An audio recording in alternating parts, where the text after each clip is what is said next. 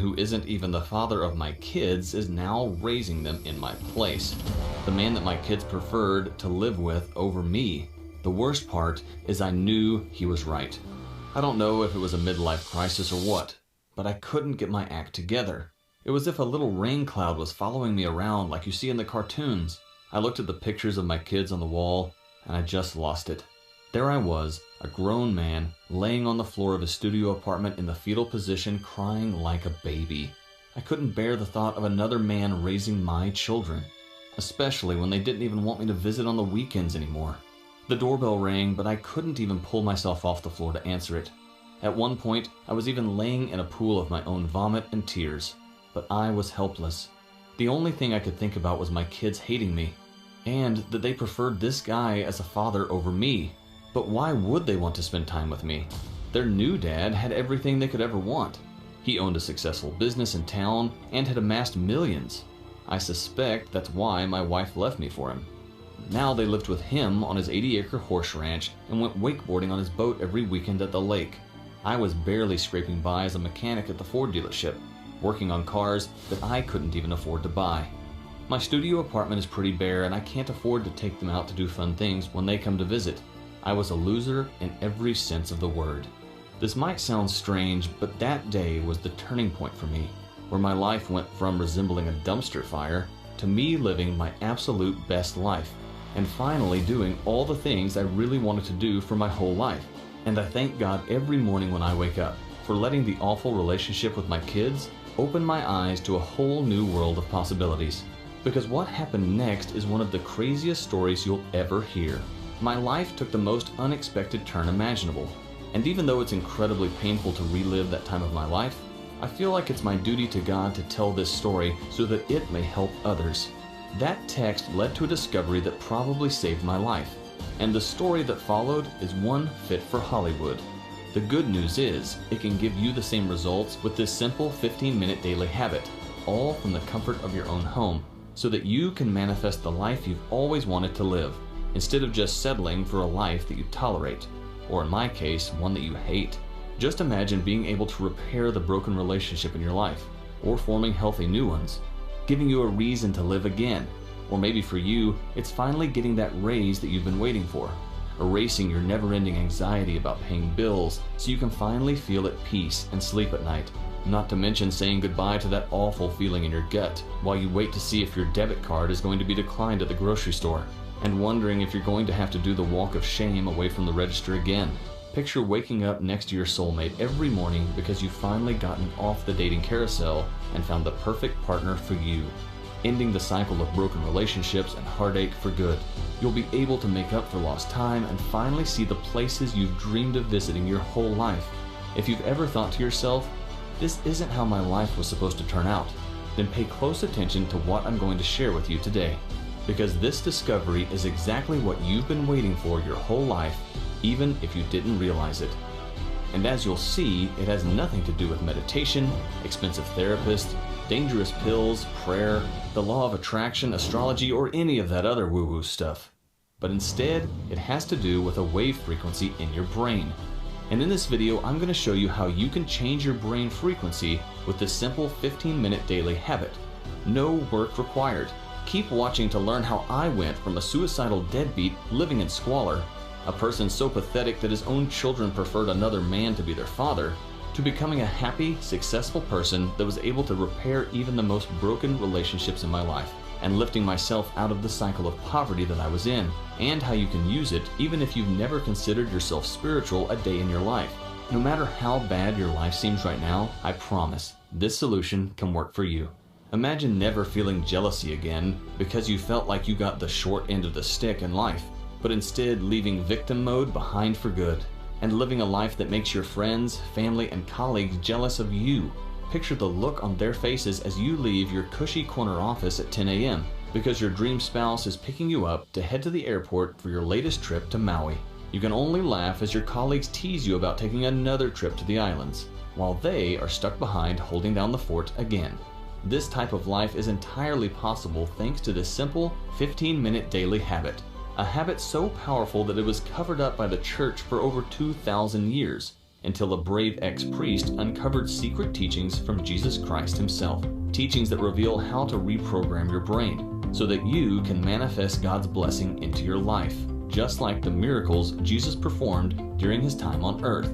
But you don't need to be Jesus-like to manifest these blessings. As long as you have your hearing, you can manifest whatever you want in life, just like Jesus did 2 centuries ago. Don't you ever wonder why some people seem to catch all the breaks, while others seem to have a rain cloud following them around all the time? Why do bad things happen to good people? Well, life may seem unfair, but I have good news for you today. I know this may sound too good to be true, but if Jesus could walk on water, heal a paralyzed person, and give a blind man sight, or do any other miracles that he manifested, then you can manifest a better life for yourself. You have that power. Jesus said so himself in the Bible. If you have faith as small as a mustard seed, you can say to this mulberry tree, "Be uprooted and planted in the sea, and it will obey you." Luke 17:6. And this, "Very truly I tell you, whoever believes in me will do the works I have been doing, and they will do even greater things than these, because I am going to the Father." John 14:12. Hi, my name's Marcus. The 31 years since I graduated high school were rough. I always struggled to make a living, and it got to be more than I could handle once I had a family. The family that eventually left me all alone in a pit of despair. I mean, I'd been divorced 3 times, but this last one shook me to my core. We had 3 beautiful kids together, but I guess she just got tired of the constant struggle. Tired of applying for food stamps just to feed the family. Tired of sending our kids to the worst schools in the state because we couldn't afford to move out of the slums. Tired of working 2 and 3 jobs without ever taking a vacation or even having a weekend off. I can't say that I blame her though, to be honest with you. It was a miserable existence, and it's not what either of us wanted for our kids. The day after I got that text, I started evaluating the other areas of my life and looking at all the things I'd never done even though I'd always wanted to. My bucket list was basically one giant list with nothing checked off. I'd lived half my life already and hadn't done anything I actually wanted to do. Maybe my wife and kids would have stayed if I weren't such a loser. Plus, I sure as hell didn't want to keep working my crummy job at the Ford dealership anymore. And I never wanted to go back to that apartment ever again. I wanted a house that I could live in with my kids. What I really wanted was to have a life worth living. One where I could do things that actually fulfilled me. To have a happy family and healthy relationships. To do all the things I dreamed of doing before real life kicked in and doomed me to a life of sadness, misery, and settling.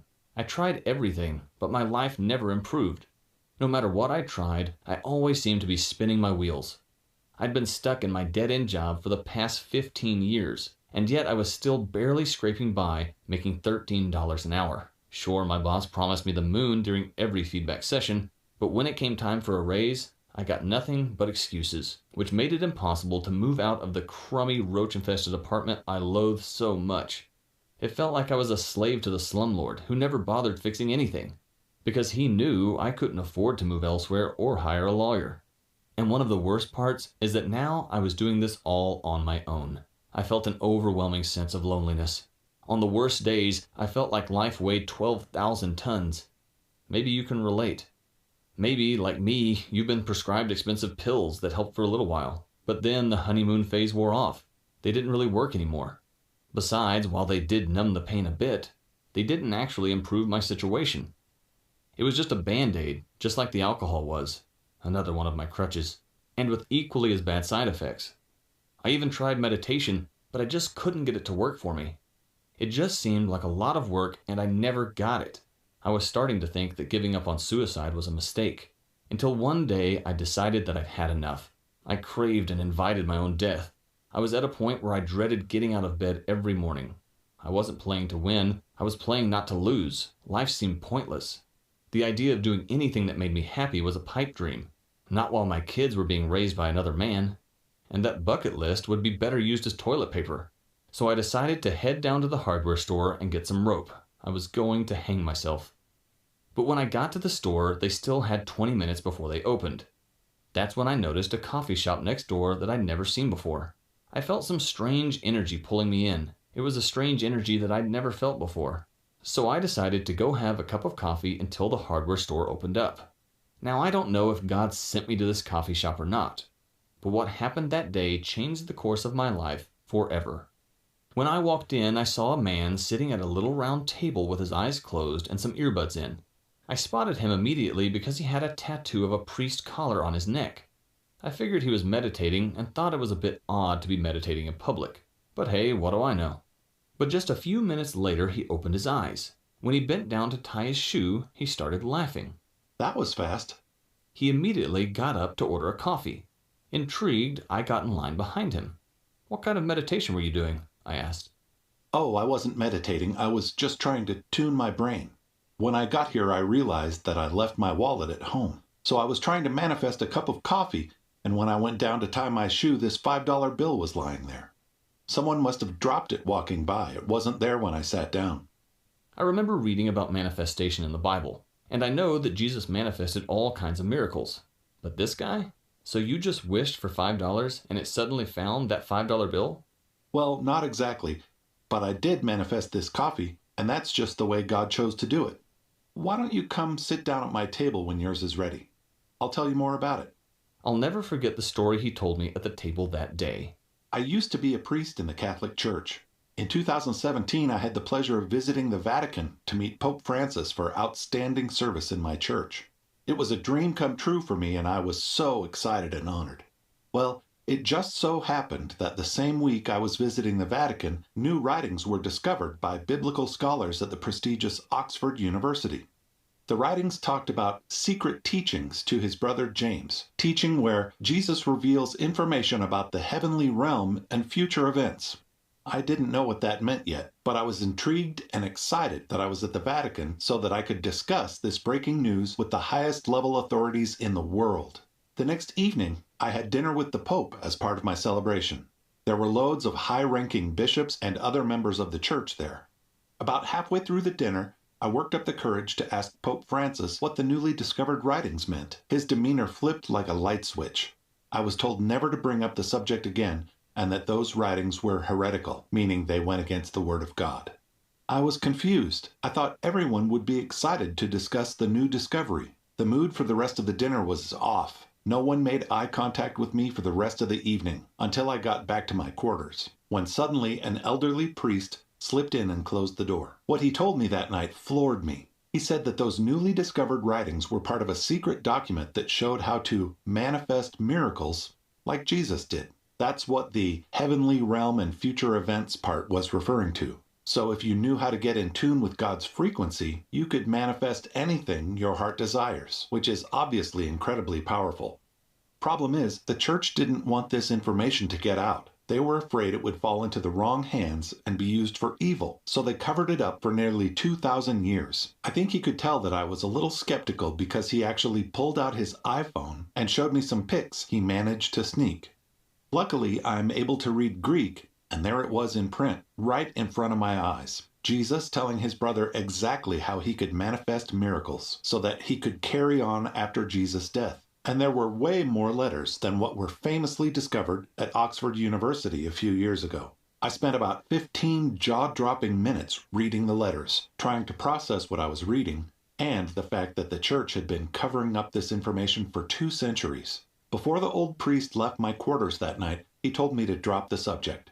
I was instructed not to bring it up again, for my own safety. I tossed and turned all night with this knowledge rolling around in my head. After a sleepless night, I got ready to meet the Pope one final time at a ceremony recognizing my service. But I just couldn't stop thinking about what the old priest had told me the night before, and this would be my last opportunity to talk to the Pope in person. I couldn't let this opportunity pass me by. I had to ask the Pope if this was true. When I asked him about the teachings, and if what I heard was true, the ceremony was abruptly canceled before it even got started. I was escorted out of the building and promptly sent back to the States. After I got home, I was notified by my lead priest that I was banned from the church for life. My priesthood revoked. I saw everything that I worked so hard for evaporate in the blink of an eye. But after seeing Jesus' secret teachings for myself, I knew I had to look more into this. After I picked my jaw up off the floor, I had to know more. I asked the ex-priest, "So what's the deal? How come I haven't been able to manifest anything worthwhile? My entire life has been a complete failure, and I've tried praying to God, meditating, practicing the law of attraction, all of it."